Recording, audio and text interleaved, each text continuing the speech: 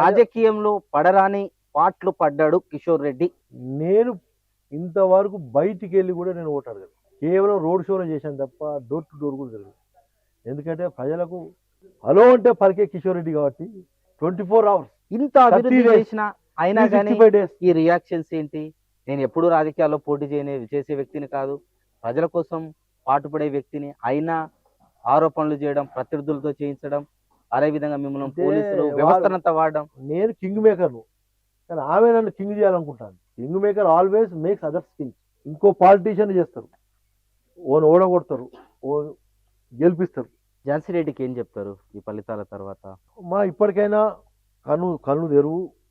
ఎవరు నీ పిల్లలు కాదో, ఎవరు తప్పుడు సలహాలు చెప్తారో చూసి ఇక జరగబోయే ఎంపీటీసీ ఎలక్షన్లో కూడా దాన్ని సరి చేసుకొని అందరిని కలుపుకొని పోతే ఈ మండలానికి కాంగ్రెస్కు డోకాలేదు. మధ్యత్వం ఏమైనా వహిస్తారా? మళ్ళీ ఆ ప్రయత్నం మళ్ళీ నేనేం చేయను ఇక.